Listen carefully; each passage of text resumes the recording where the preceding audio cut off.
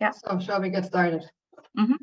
Hello, everybody, and thanks for joining us. We from the Fritz Giga Sales and Service team welcome you to our today's webinar. My name is Sabrina, and I will be the host today. If you have questions, please use the chat box at the bottom, and we will either answer them as we go along or at the end of the presentation. Now, I'd like to welcome our today's speaker, Nicholas Hovenagel. He is a senior scientist automation within Screening Center Group at Galapagos, a leading company in the discovery of small molecules to target disease, where he is responsible of the lab automation team involved in assay automation and optimization for high throughput screening and scaffold activity, relationship in vitro biochemical and cellular assays. Before coming to Galapagos, Nicholas was an associate scientist with Johnson & Johnson, where he developed expertise in molecular and cellular biology. He holds a bachelor's degree in biotechnology and life sciences and a master's degree in genetic and molecular microbiology with a specialization in cellular and molecular engineering. So thanks for joining us for today, Nicholas, and over to you. Thank you, Sabrina, for the introduction.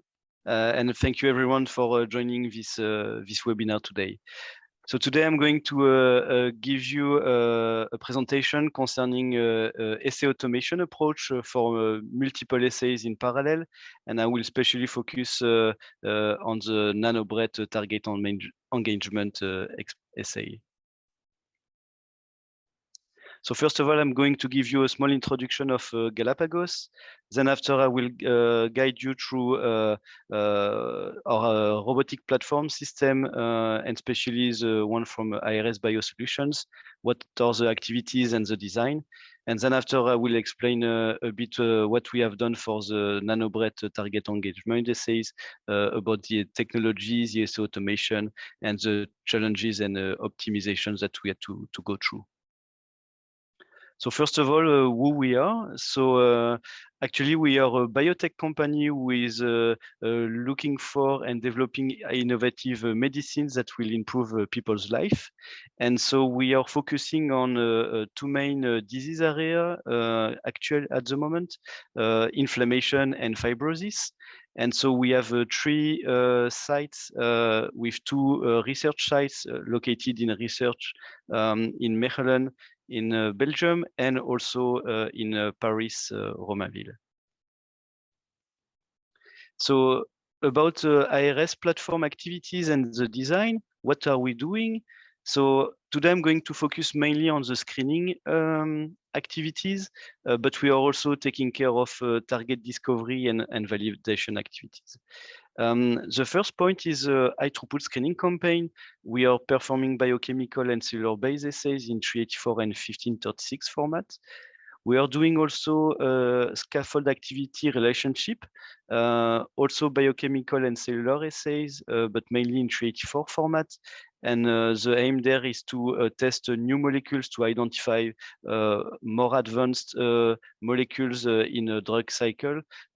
So we have experiments which are performed on a regular basis and with a high diversity of experiments.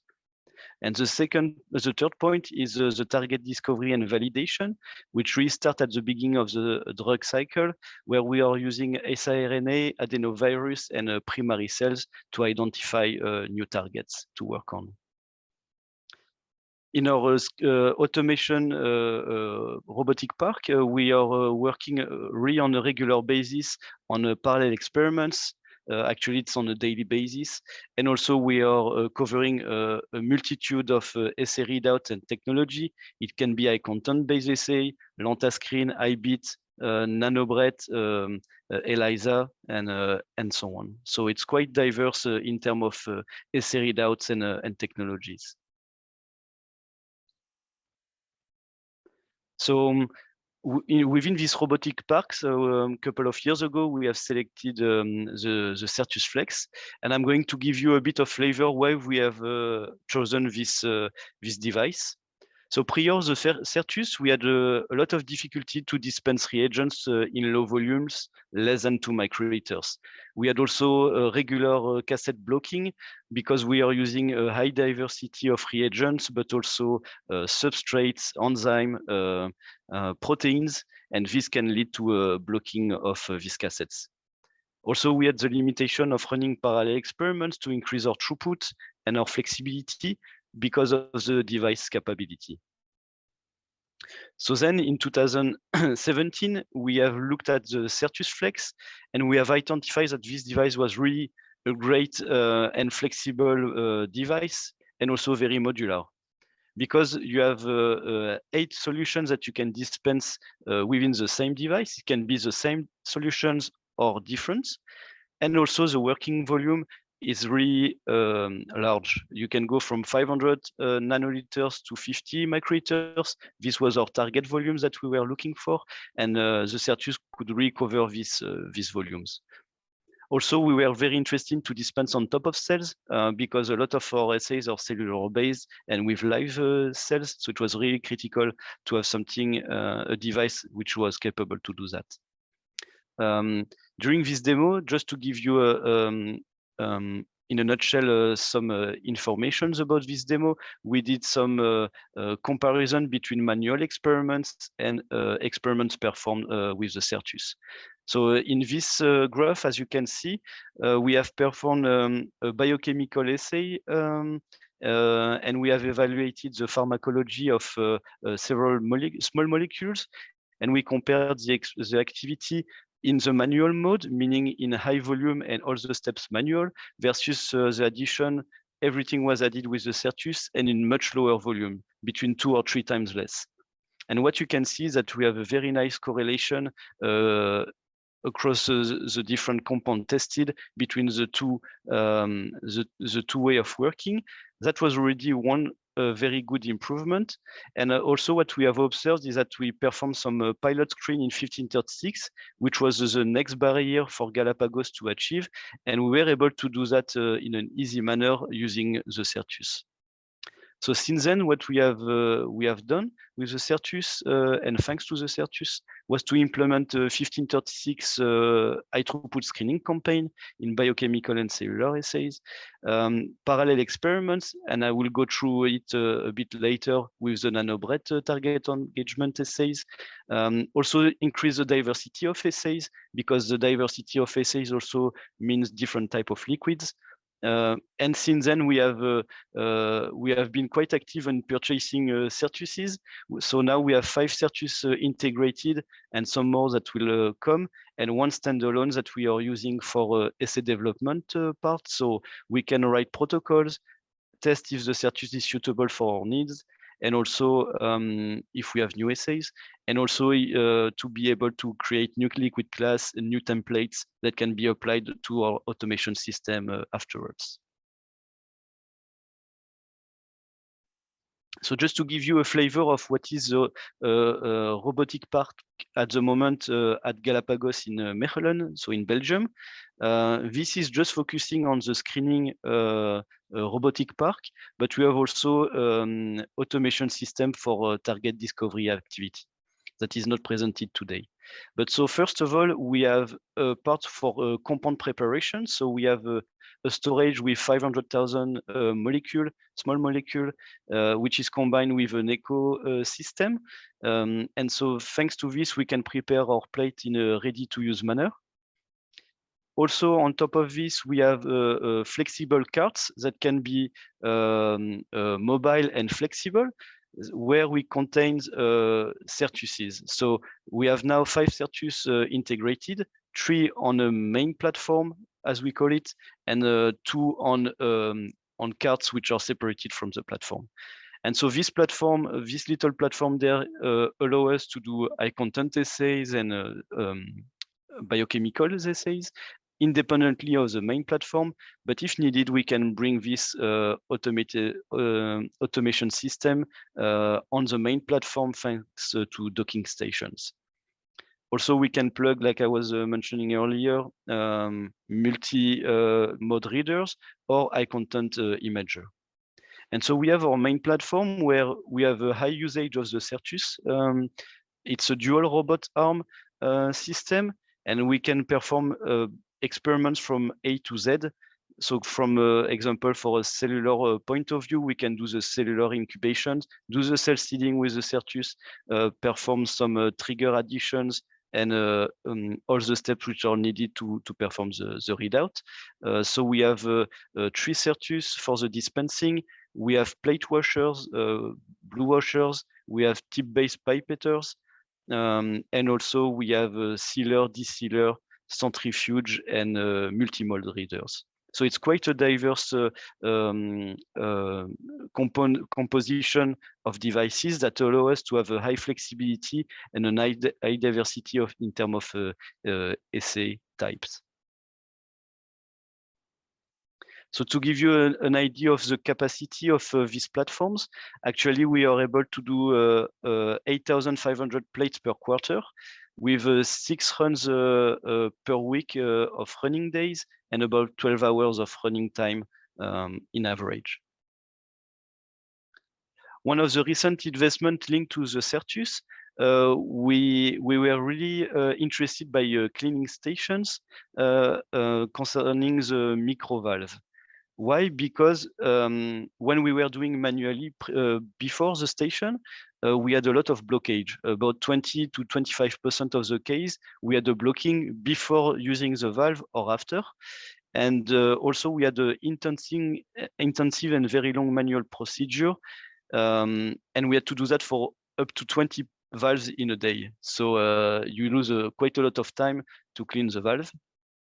So when the cleaning station was available, we were very interested. We took a demo also, and then we were really amazed by the time gain and the quality of the device.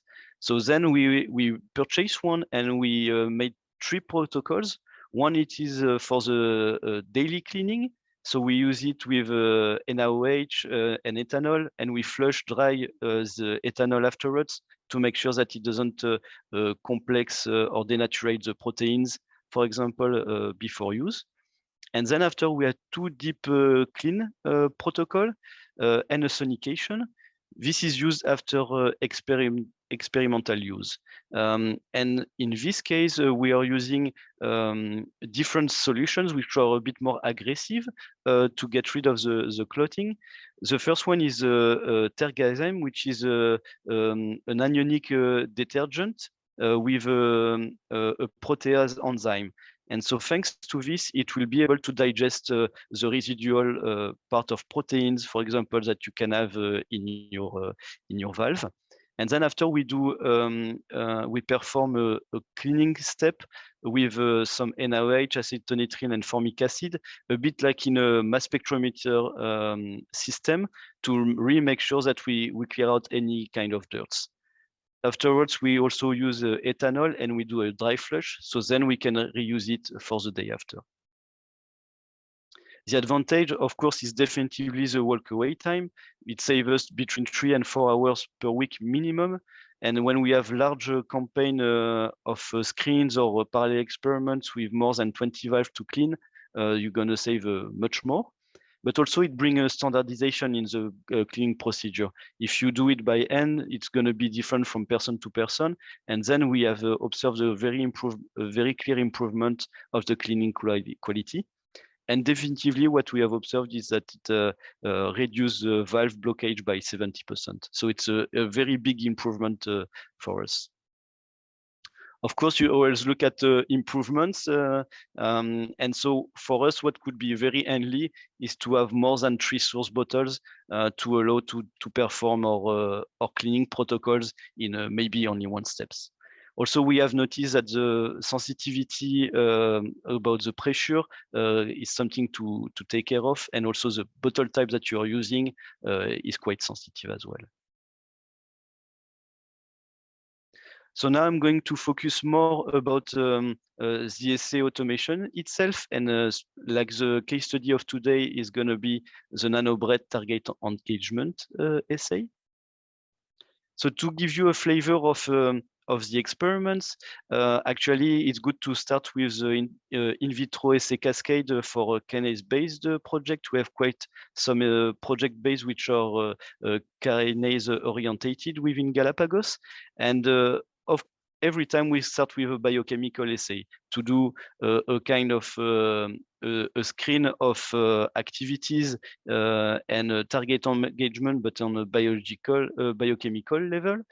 As soon as we have an interesting compound in terms of potency, then they will go to the next step, which is a target engagement cellular assay, like the nanobret. And then we will have an ability to see what is the impact of the compound against the target within a cellular context. As soon as we have these compounds which are reaching this level, we can go to a selectivity panel, biochemical or cellular, to identify the compounds which are in more specific and not getting too much off targets. After we have got these compounds which are active and selective, we need to look at more advanced compounds assays, which are more phenotypic or more advanced cellular assays to look at more disease-based behavior. So it can be phenotypic change or morphology or change of configuration within the cells itself, or to, for example, look at the detection of cytokine release, which is directly linked to the biology. After, when we found some compound of interest, of course, they will go to the in vitro, DMPK, and in vivo cascade. So concerning the nanobret target engagement assays, so a bit of assay principle. So the nanobret stands for bioluminescence energy transfer, so the BRET technology. And so how it's working is that we have HEK293 T cells, which are transiently transfected with nanoluc and the target. And so we're gonna add a permeable fluorescent tracer, so the drug tracer, that will be used in a competitive binding format to quantify the drug engagement with the target protein fused nanoluc luciferase. This luciferase then will convert the substrate into a bioluminescent protein, which is called BRET donor. And if this fluorescent tracer, the BRET acceptor, binds to the kinase of interest, the donor and the acceptor will be in close proximity. And when we're going to add the substrate into the well, this will result into an energy transfer, so a BRET signal. And if we add on top of it a target inhibitor that will go in competition with this fluorescent tracer, then we will have a drop. The energy transfer will not occur between the donor and the acceptor, leading to a decrease of fluorescent signal. So what we are looking for in this case is to look at the acceptor signal, which is considered to be the tracer signal. We look at also the donor signal, which is the cells linked to the nanoluc target. And what we are looking for is for the BRET ratio between these two signals. So how it's working initially, the assay protocol, it's a two-step protocol, and the aim was to perform multiple assays in parallel. Why? Because this nanobret assay is quite upstream in the drug assay cascade. And so we have multiple projects internally which are using this technology. And to increase the drug cycle and improve the throughput, we would like to combine these assays together. So, for example, the aim of this experiment automation was to perform up to 12 assays in parallel using the same technology. But for this, we had to go through the assay protocol step by step and see where we could improve and optimize the flow. So the first step of the initial protocol was to perform transfection in suspensions with an incubation 24 hours in flasks. Then prepare the compound and transfer it into the assay plate the second day. Still the second day, in day 2, to do the cell seeding with the tracer and add it on top of the compounds, incubate 2 hours at 37 degrees, and then after add the nanoglow reagent and perform the readout for the break signal. The problem is that these steps could be way more improved, and so we looked at every single steps of the flow. So the first one that I'm going to describe is concerning the transfection in suspensions. How to improve this? Actually, we could look at to make frozen stock of transfected cells. It's what we have done within this experiment. So we have done different situations. The first one is using rolling Falcon tubes that we are incubating overnight, and then we perform the cell seeding. The second condition was to perform the towing in flask, wait 1 day, do the harvest, and do the seeding manually. And then after we were doing a frozen stock of transfected cells, tow them and immediately seed with the Certus. And we did it in 2 replicates. And after we were also comparing with the manual way, the normal way, which is manual seeding with freshly transfected cells. And what we can observe in these graphs is that we can get a similar signal over background with condition 3 and 4, which are the one which are interesting, meaning the most efficient in the frozen stock and the Certus dispense. We have similar variability because the Z prime is relatively in line with the other conditions. And so we have the similar magnitude of positive and negative control. So thanks to this, we could say that we could get good results with frozen transfected cells seeded directly and in assay plate and using the Certus. We have also investigated the stable cell line, but this investigation have been stopped and the data are not shown. But at least to give you also the flavor that we went even further than the frozen stock transfected cells. So then now we have performed the cryo vial, so then it makes life much easier. It means that you can do your experiment in 1 day instead of 2. Then we were looking at the second step, which is the compound preparation and the transfer to the assay plate. One of the challenges of the tracer is because the addition of the tracer in the cell mix can generate toxicity, cytotoxicity, and if you incubate it too long. And this is an issue for parallel experiments. Because our goal is to go for 12 assays in parallel, you can imagine that this will not be done in half an hour. So we need to make sure that the assay quality over time remains the same. Also, the tracer is quite expensive, so we want to decrease the cost there. And we want to evaluate one of the challenges as well is that the tracer type and the concentration is different between each cell target. So the solution we found is to spot the tracer dry in the cell plates at the same time as the compound using the ECO platform. And how we did that? We just prepare the serial dilution of compounds spotted in the ECO. And on top of this, we were adding the tracer by making a tracer ECO plate that contains the different tracer and concentrations. So based on this, we can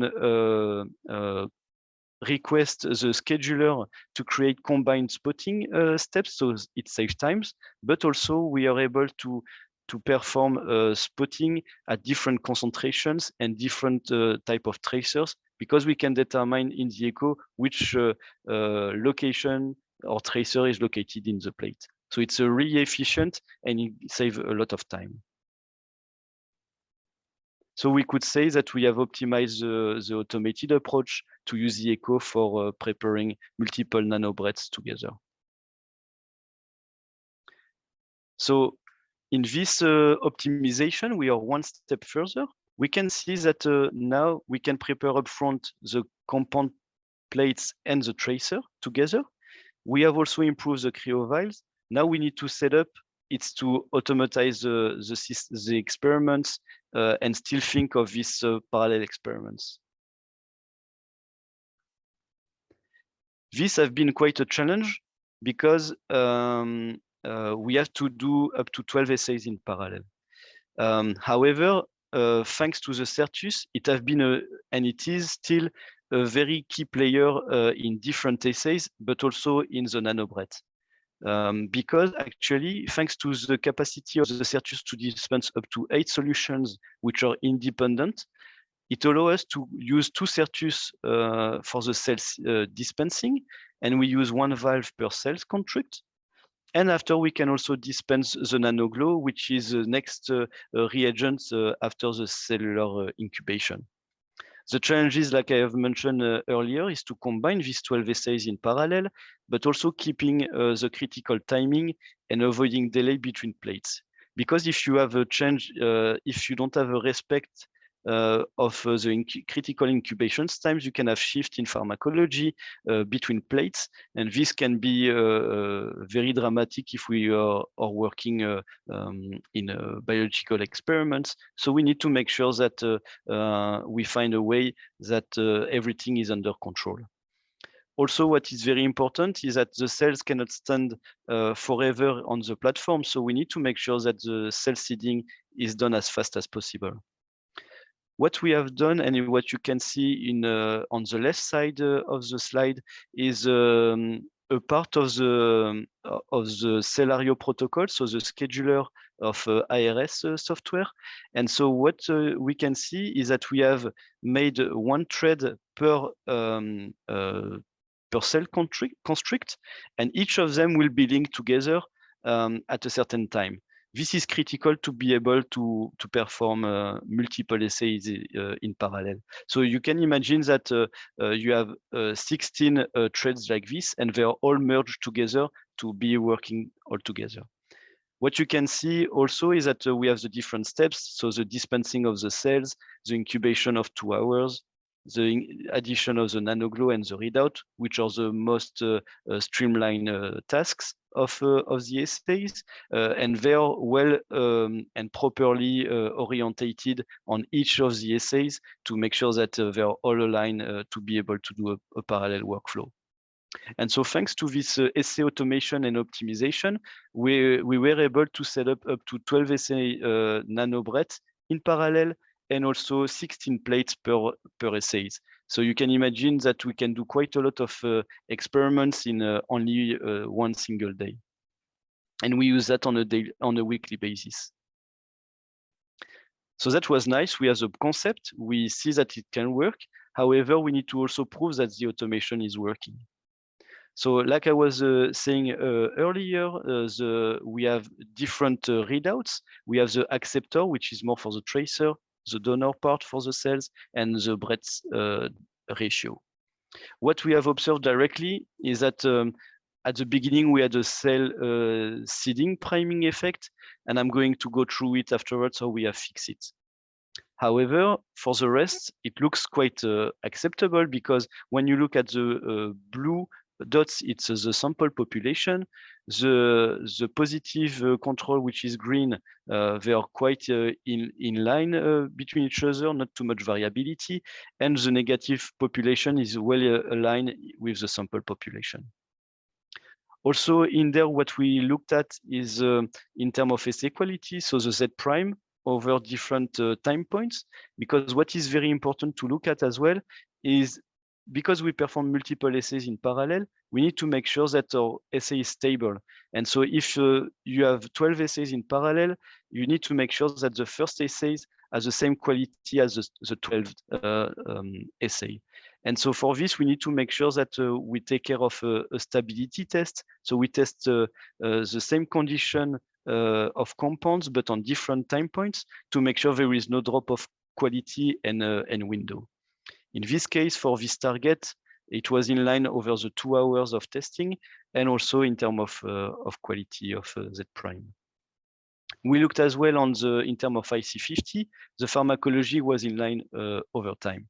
So it's good. We can start with the first automation.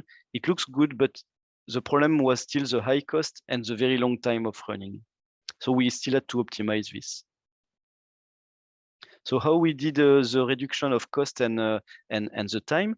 We first looked it manually before to implement it in the automation. To reduce the cost, if we just had to change the volume of the assay by half, and also diluting the tracer that we put on the echo plate, it gained in terms of cost reduction. For the echo plate, it's very important because when we use echo plates, you always have a dead volume, and the dead volume was quite high. So we had to dilute the tracer and spot a bit more so we can balance the cost there.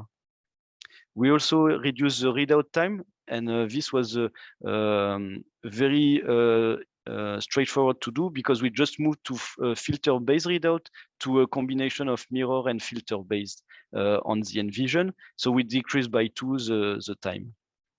What we can see on this graph is that we still have similar quality compared to the data in a 40 microliters volume. So we thought, okay, let's move to automation. And what we can see there, we tested another target, is that the quality over time, we did 4 time points, so up to 4 hours. It's really similar. However, we see a decrease of the raw data over time. So it means that it's very important to do that on every cell construct that is going to be dependent of every cell construct. And so we can do that, perform a cell ranking and a stability ranking when we perform all the assays in parallel to make sure that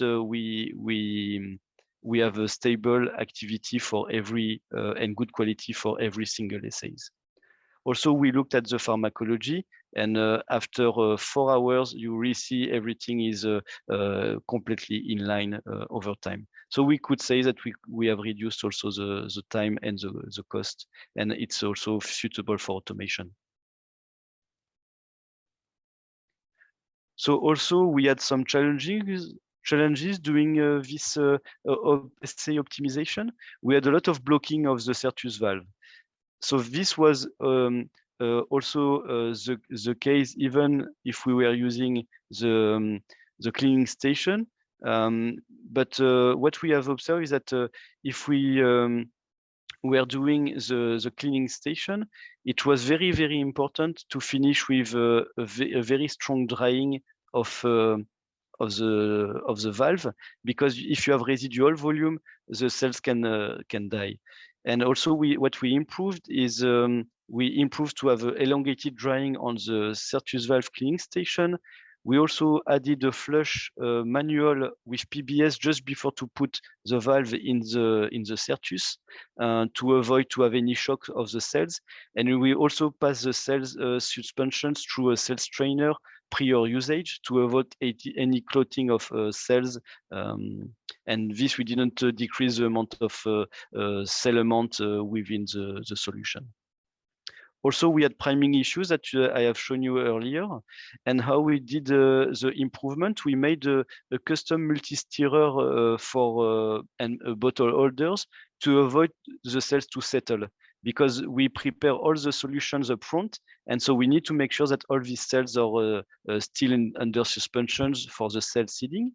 And this is just an example of some pictures that I would like to show. So you have this magnetic stirrer, which is located there, and you have these bottle holders. And so then you can do multiple plates, multiple cell line, multiple bottles stirring at the same time and at the same speed. Also, what we have done to avoid the priming issue was to build some cell protocols that we can schedule just before the new cell mixture seeding is happening to reflush the tubing of the Certus between the bottle and the end of the valve. And this really improves the quality. We also had a plate effect. So this is linked to the evaporation on the outer walls of the plate. And so we have sealed the plate during the cell incubation. So this is what we call a smiley effect. It's often what you observe when you have an evaporation.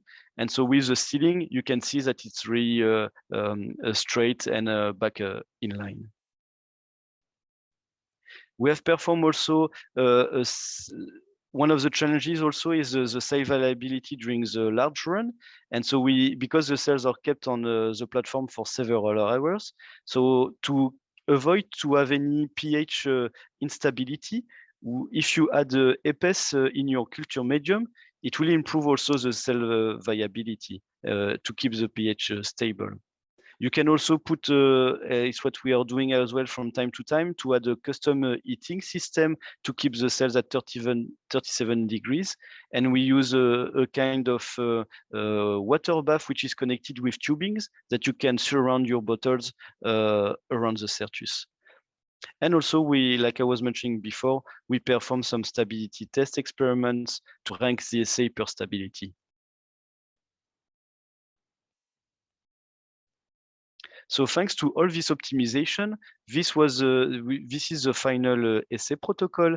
So first of all, with the compound preparation and tracer addition, we use the ECO platform to transfer the two pieces, the compounds and the tracers. Then after we worked on the cryo vial transfected cells batch, and this we do it one per target. And also we put the cells through a cell strainer to avoid any clotting. And on the automation part, we have decreased the volume. We are using highly the Certus for every cell seeding and also the dispensing of the reagents. And we seal the plate to avoid the plate effect. So now I'm at the end of the presentation. And so to conclude, we can mention that a panel of nanobread target engagement assays have been successfully implemented during using an automated workflow, and we can do up to 12 assays in parallel. And also the Certus is really a central device in our ARS system and have been a key player to set up this assay panel. And also the cleaning station, it's very an added value because it brought standardization, time saving, and robustness of the cleaning procedure, leading to less valve issues. And we are really happy about it. What we were thinking also of potential future for Certus improvement. Ideally for us, it would be to have more bottles in the washing station. Also to maybe propose some products concerning bottles holders or with a multi-stirrer for cell work. Also some stirrer in syringe could be helpful. Also to look at products for bottle kits with black tubings, because if you're working with light sensitive solutions, it would be very interesting to have a black tubing instead of transparent. And also some surrounded with materials that can contain the temperature, like neoprene, for instance, to really keep the temperature of the liquid that you're going to dispense on a steady temperature. And also which will be also ideal, but for our applications, what could be to have a cooling and a heating station that could be compatible with syringe and bottle configurations. So based on this, I would like to thank you first the Galapagos team, especially Alex Van Uxem, who is part of the automation team, but also all my colleagues from the rest of the automation team, the compound elevation team and the heat finding teams, and also our managers, Veronique, Mia, and Sean. And on the part of Geiger, I would like to thank Sarah, Sabrina, Boris for the opportunity of webinar and all the years of collaboration, and also Roberto and the rest of the Geiger team. So thank you very much for listening to this webinar. If you have any questions, feel free to ask. So thank you, Nicolas, very much for this insightful presentation and also for your suggestions. We always appreciate input from our customers. And let's have a look for the questions. So there is one, for which application else than the one presented are you using the Certus Flex dispenser? So we are using the Certus Flex for quite a high diversity of applications. So for example, we are using it for high content essays on a very regular basis to do some blocking addition. We are doing fixation of cells also with the Certus. And also we are doing biochemical 1536 essays. So it's relatively diverse because we have about 40 types of essays which are running on the different platforms, and the majority are using the Certus. So it's very diverse.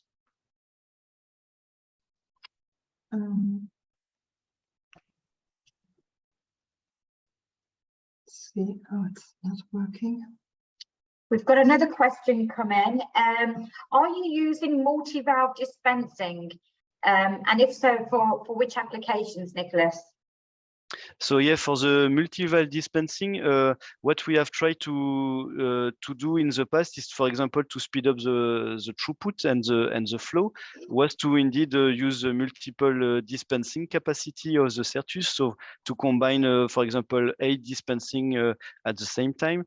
And so for this, we are still looking at it because we, as you could see in this presentation, we always use one single valve. What we are always, let's say, wondering and interested to see also from other customers is what could be the valve variability across the different solutions. For example, if you do a dispense of 8 channels, do you have any variability across the valve, or there is a way to calibrate them to dispense the same way? That is something that we are also interested and looking for at the moment. Okay, we've got a few comments coming in as well. Great talk, Nicholas, well done. Got a question about, curious if you've run into cell viability issues with sensitive cell lines that cannot tolerate the HEPIS addition. Have you considered any other alternatives for keeping the cell pH in balance when on the platform? Yeah, it's a good question. Actually, when we noticed that the cell viability was dropping for some of the assays, we were a bit afraid. And the first question was, okay, is it the pH more stable if we put the EPS? And for us, it worked directly. So we were kind of lucky in this sense. In terms of other alternative, I think that it's something that we didn't investigate too much at that time because we were not we were successful with the EPS. So if we would have other issues and after the EPS, I think we would have looked through the solution in more detail. But so far, I don't have other alternative, because every time now I think we have set up multiple assays with this activity, and not only NanoBret but others, and every time the EPS have worked pretty well. Good. Another question. Priming, in fact, was that solved for all the assays? So let's say that overall, if we look at all the assays that we are doing, not only NanoBret, but also for other applications that we have within Galapagos, I think we still have some priming effect from time to time, and it's not always reliable. That it's the challenge that we still are investigating at the moment, is that it's most of the time we are able to make it working if we do a priming just prior the cell seeding, but strong enough to cover the tubing. But most of the time also, what can help as well is to do a cycle, a flush cycle, a cleaning cycle within the Certus. So then you can clear out the remaining that you have in your in your valve. And so that we have noticed it. For example, we do a lot of biochemical assays also in parallel. And there we have seen really the improvement if you do that really at the beginning of your run to do a cycle. It really helps a lot to avoid the priming. So I would say for majority of the assays, it's relatively solved. But when we have cell seeding, depending of also the size of the cells, it can be quite variable. We still have some challenges there that we are looking at, but we have done quite a lot of improvement based on the points that I have highlighted there. Okay, I think does Alex want to say something? Alex is. I was just writing to him. Yeah. Alex, do you have a question? No. Sorry, excuse me. That's Alex, Nicholas's colleague. Okay. Any other questions from the audience? And just to mention that this will be recorded, so if anybody wants to have a copy of this, please reach out to us and we will send that across. And if you think of any other questions or comments, or you'd like to get in touch with Nicholas, please reach out to us. Yeah, I think we've got. And we can and the again, connection, I've just got other comments coming in that great talk, Nicholas. Thank you so much for joining us. And yeah, people are asking if it's been recorded and if they can have a copy. Thank you. Great, thank you. So if there is no further question, we thank you again, Nicholas. Thanks for the brilliant presentation. Thanks everybody for joining, and we wish you a nice rest of the day. See you. Thank you very much, everyone, and thank you for attending the webinar and the questions. Thank you. Thank Thank you. you. Bye-bye. Have a good rest of the day. All right. Bye.